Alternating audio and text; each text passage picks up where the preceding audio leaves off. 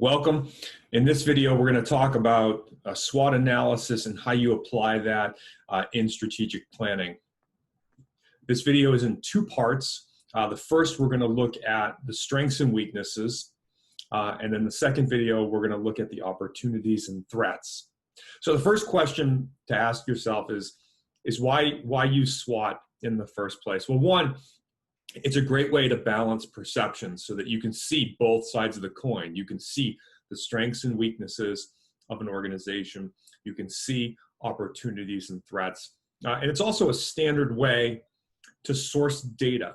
It's a commonly used model that people understand, and you can source data either from primary interviews or using secondary data sources. It's also a great way to look in the mirror.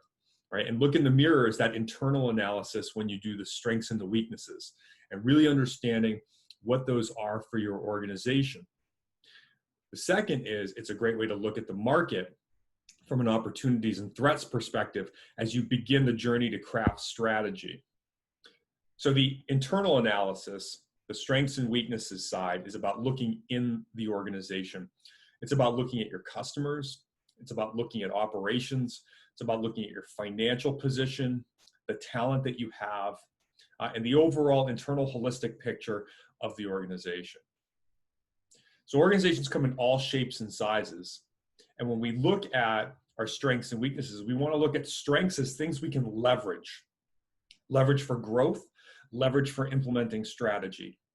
And on the weaknesses side, it's things that are costing us time and money that we can shore up or improve over time.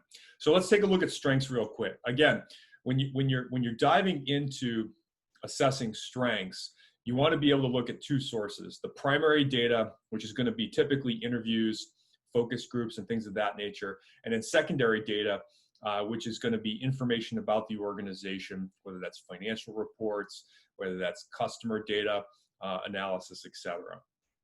And when crafting the strengths and weaknesses, specifically on the strength side, you really want to be specific. You want really good, concrete examples of where you're strong.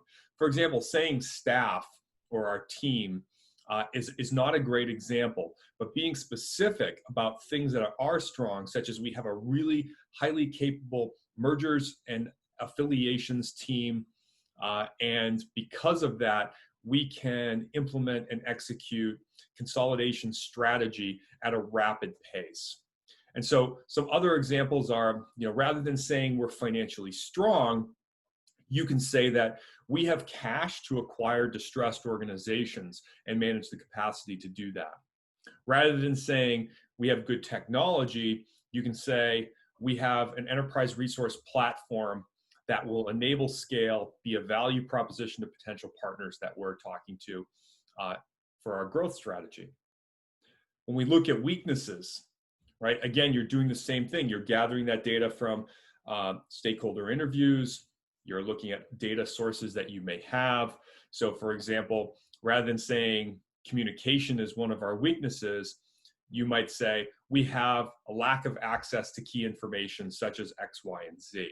Or rather than saying fundraising, you can say we lack the talent to support major donor development. Same thing on the technology side is we lack an enterprise resource platform that will enable scale, right? That will enable us to be a value proposition at the table to other organizations. So as you remember, the SWOT is the pre-work that you do going into strategic planning, which consists of strength, weaknesses, opportunities, and threats. And in video number 2, we'll talk a little bit more about the opportunities and threat side of the SWOT analysis. So we thank you for watching our quick video on SWOT analysis. We hope that you'll subscribe to our channel to hear more great information about mergers, acquisitions, strategy, organization design, or interviews with amazing leaders. Thank you.